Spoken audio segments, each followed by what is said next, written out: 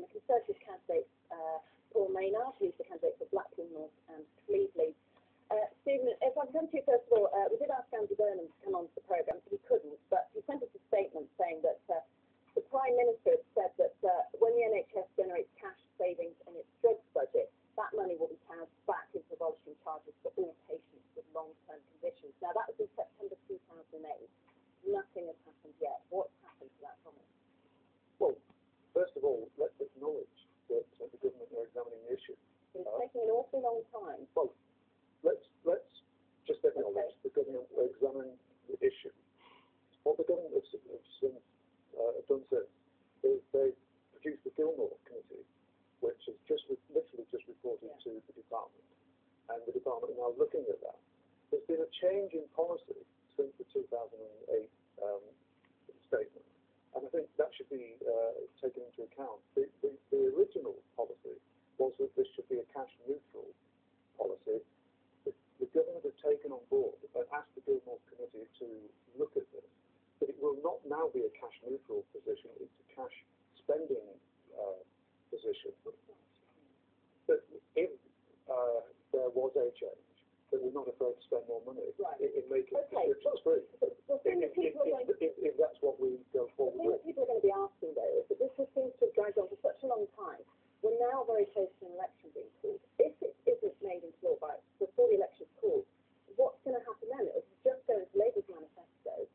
And, well, okay, I'll ask Paul Maynard. If it doesn't happen before the election, will the Conservatives abolish prescription charges? I think we're as keen to see the outcome of the Gilmore review as all the other charities that are campaigning for free prescriptions are. If you ask me, I have cerebral palsy, I have epilepsy. The epilepsy entitles me to use free prescriptions. Do I feel comfortable that I can get those because I have an open condition that Ring Andrew that we saw on the film doesn't? I have to say I feel uncomfortable. But we need to know why the government has sat upon this report. They finished it back in the summer. We're sent away to do some more work. You know, we're as keen to see the results as everybody else is. Okay, but David Cameron says you are the party of the NHS. So if that's the case, do you think that the Conservatives will abolish prescription charges? I think it's very easy to say that the whole issue of long-term medical conditions can be solved just by applying free prescription charges for everybody. Many people who are pensionable or under 18 get them free anyway. So we're talking about a comparatively small number. But long-term medical conditions are about more than just that. In my constituency, 42% of people, according to the last census, lived in a household where somebody had a long-term medical condition. It isn't just about the individual concern, it's about the carers that look after them as well. Well, I think Paul, in a very roundabout way, is not promising under a Conservative government. Well, I certainly didn't hear a promise there. No, you didn't, and you won't. But let me go back to asking you. Okay. It's important to understand that this is the direction of travel for this government.